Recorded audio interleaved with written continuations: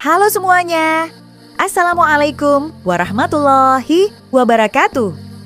Selamat pagi, siang, atau sore buat teman-teman semua yang sedang menonton video ini. Gimana kabarnya hari ini? Semoga teman-teman selalu dalam keadaan sehat dan semangat untuk belajar hal-hal baru, ya. Perkenalkan, nama saya Suci Zulaikha Patria. Suci adalah siswi dari kelas Al-Zapus Awa di 1. Nah, video edukasi yang teman-teman saksikan sekarang ini, Suci buat secara khusus untuk memenuhi tugas mata pelajaran informatika. Dan tentu saja, video ini tidak akan terwujud tanpa bimbingan dan arahan dari guru pembimbing Suci yang luar biasa, yaitu Bapak Armansyah. Jujur saja teman-teman, sewaktu pertama kali belajar tentang jaringan komputer, Suci sempat berpikir, wah kayaknya rumit banget ya. Tapi ternyata dunia di balik layar internet itu seru banget.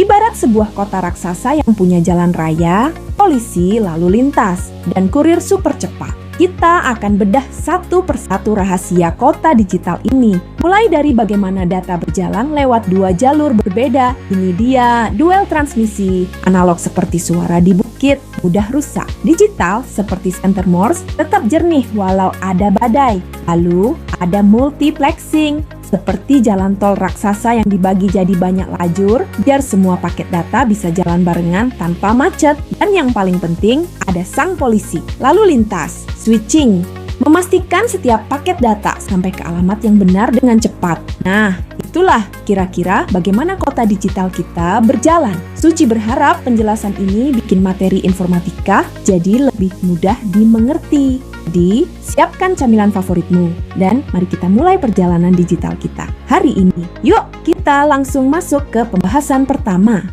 Di era itu, kecepatan kirim datanya pun sangat pelan. Andai teman-teman mau kirim satu foto selfie saja di zaman itu, wah, mungkin butuh waktu berjam-jam untuk selesai terkirim. Tapi dari keterbatasan itulah, para ahli informatika mulai menciptakan protokol-protokol keren yang bakal kita bahas nanti.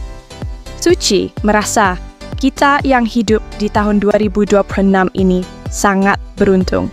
Sekarang kita bisa kirim video resolusi tinggi atau main game online tanpa hambatan.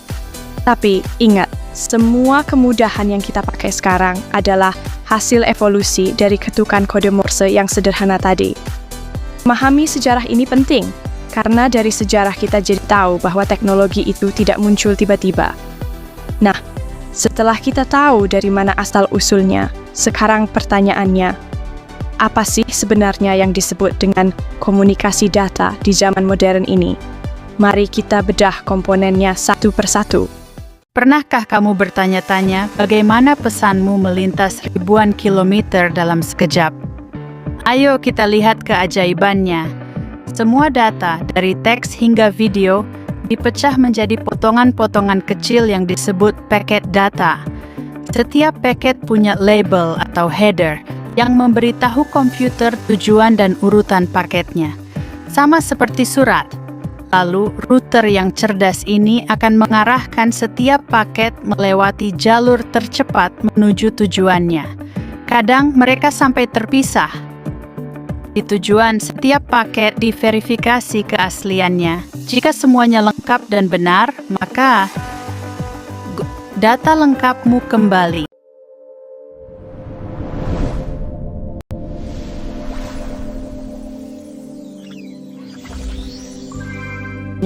Bagaimana internet benar-benar terhubung?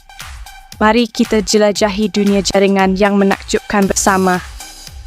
Ini adalah topologi bus. Seperti jalur tol utama, semua perangkat terhubung ke satu kabel backbone tunggal. Lalu, ada topologi star. Semua koneksi berpusat pada satu hub sentral, seperti bintang dengan sinar-sinarnya. Inilah topologi mesh yang tangguh. Setiap perangkat terhubung ke banyak yang lain, membuat jaringan sangat andal. Lihat topologi ring. Data mengalir dalam satu arah di sekitar lingkaran, membentuk loop yang terorganisir. Dan terakhir, topologi tree. Seperti pohon yang tumbuh, ia memiliki struktur hierarki dengan satu root utama. Setiap topologi ini membentuk fondasi internet kita. membangun masa depan yang lebih terhubung dan cerah. Setelah kita tahu jalurnya melalui topologi, sekarang pertanyaannya, bagaimana sebuah file besar bisa sampai ke tujuan dengan selamat melalui internet? Jawabannya adalah packet switching. Video ini dipotong menjadi bagian kecil yang disebut payload, lalu dibungkus dengan header dan trailer. Setiap paket dilewatkan oleh router, yang seperti petugas trafik, menentukan jalur tercepat. Mereka bisa bergerak secara independen. Di penerima, paket diverifikasi. Yang rusak dibuang dan diminta ulang, lalu semua disusun kembali menjadi video utuh. Payload. Kemudian, setiap potongan dibungkus dengan header sebagai label alamat dan trailer berisi kode CRC untuk deteksi kesalahan. Setelah siap, paket dilepaskan ke internet. Router akan melihat alamat IP di header dan menentukan jalur tercepat untuk setiap paket yang bisa berbeda-beda. Di penerima, paket diverifikasi. Header diperiksa untuk keaslian dan kelengkapan, lalu CRC dihitung ulang untuk memastikan tidak ada kerusakan data. Jika semua paket lengkap dan sehat, mereka disusun ulang menjadi file video yang utuh kembali.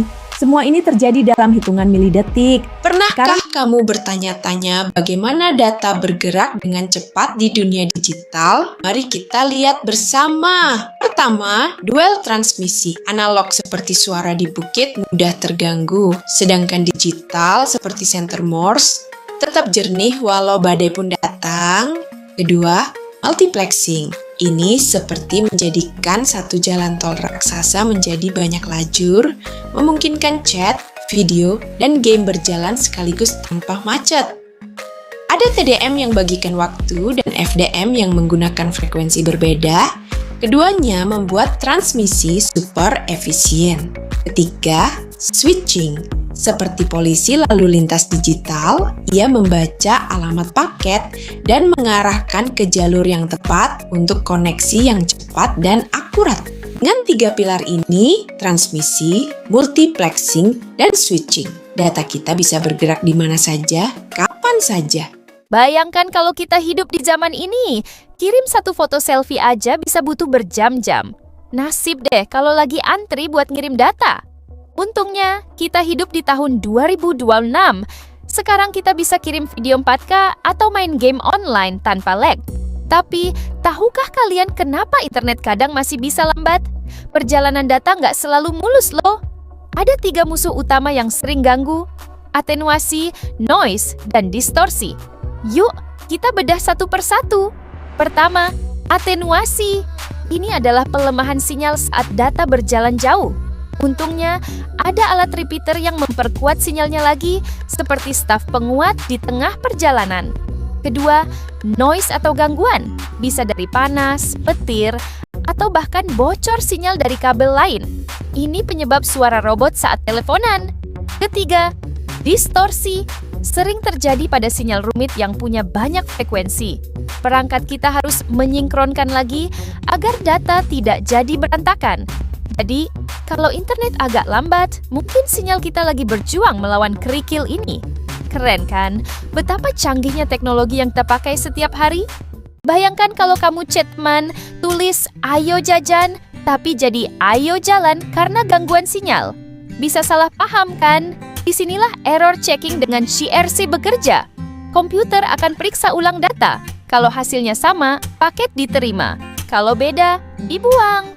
Pernah internet kenceng tapi HP malah lag? Itu karena data nge-overload. Disinilah flow control berperan. Sistem buffering akan mengatur aliran data sehingga tidak kekecilan dan tidak kebesaran. Selalu bernegosiasi agar pas. Ini dia duel TCP versus UDP. TCP adalah sopir teliti yang pastikan semua paket sampai. UDP adalah sopir gesit yang prioritaskan kecepatan, biarkan ada paket yang hilang.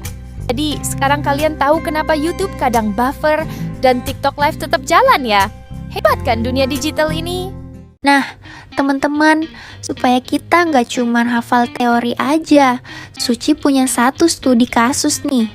Mari kita posisikan diri sebagai konsultan jaringan pemula. Siap? Oke, begini ceritanya. Sekolah kita, SMA Sumatera Selatan, ingin bangun laboratorium komputer baru dengan 20 unit komputer. Syaratnya, jaringan stabil, mudah diperbaiki, dan biayanya masuk akal. Opsi pertama, topologi bus. Murah, tapi kalau kabel utamanya rusak, semua komputer mati. Berbahaya banget pas lagi ujian. Jadi, kita coret ya. Opsi kedua, topologi mesh. Stabil banget, tapi ruangannya jadi berantakan dengan ratusan kabel dan harganya mahal. Ini overkill buat laboratorium sekolah. Maka, pilihan yang paling bijak adalah topologi star. Kenapa? Ayo kita lihat kelebihannya. Pertama, kalau satu kabel rusak, yang lain tetap aman. Kedua, perawatannya mudah. Tinggal cek lampu di alat pusatnya. Jadi, efisien dan hemat biaya. Gimana? Seru kan menganalisis jaringan? Sekarang, giliran teman-teman yang menjawab tantangan dari Suci. Suci punya 2 pertanyaan latihan untuk kalian. Soal 1. Jika kamu bekerja di sebuah perusahaan besar yang membutuhkan keamanan data super tinggi dan tidak boleh ada toleransi kegagalan jalur sama sekali. Zero failure. Meskipun biaya kabelnya sangat mahal, topologi manakah yang akan kamu pilih? Sebutkan alasannya ya. Soal 2. Bayangkan kamu sedang berada di sebuah warnet yang menggunakan topologi star. Tiba-tiba, semua komputer di warnet itu tidak bisa mengakses internet secara bersamaan. Menurut kamu, perangkat bagian mana yang kemungkinan besar mengalami kerusakan?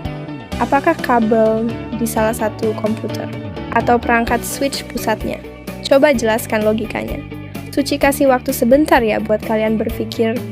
Atau kalian bisa pause video ini dan tulis jawaban kalian di kolom komentar di bawah.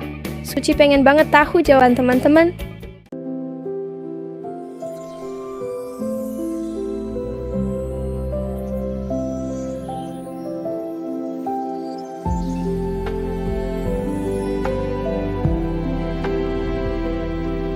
Bayangkan kalau kita hidup di era ini. Satu foto selfie saja butuh berjam-jam untuk terkirim. Untungnya kita hidup di 2026.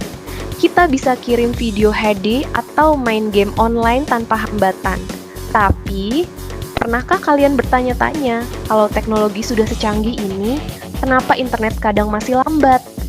Ini karena atenuasi. Semakin jauh data berjalan, semakin lemah sinyalnya. Makanya, ada alat repeater untuk memperkuatnya lagi. Ada juga noise atau gangguan dari luar, seperti petir atau sinyal dari kabel lain yang bocor, dan distorsi yang membuat data sampai tidak bersamaan. Tapi tenang, perangkat kita punya cara cerdas untuk mengoreksinya. Tunggu, Suci dapat kabar darurat. Sistem sekolah down sebelum ujian. Ayo kita beresin ini bersama. Langkah 1, cek topologi. Ternyata kabel backbone di switch pusatnya ketindih. Oke, jalur fisik aman.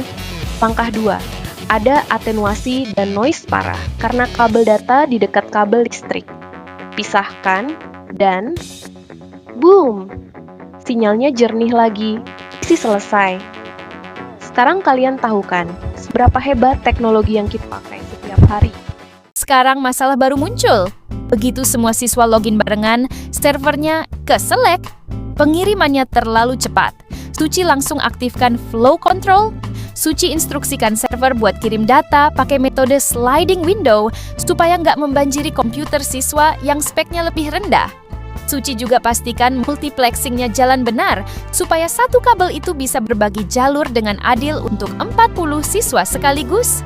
Tanpa ragu Suci jawab, TCP, karena ini ujian nasional. Kita butuh ketelitian 100%. Biarpun sedikit lebih lambat dari UDP, yang penting datanya utuh sampai ke pusat server ujian. Piu. Akhirnya, ujian bisa berjalan lancar berkat pemahaman kita tentang komunikasi data. Ternyata ilmu yang kita pelajari tadi benar-benar berguna di dunia nyata ya teman-teman. Nah, sekarang beneran deh. Itu tadi penutup dari segala penutup. Semoga drama singkat ini bikin kalian makin paham gimana semua komponen tadi bekerja bersama-sama. Sekali lagi, terima kasih sudah menemani Suci menyelesaikan misi ini.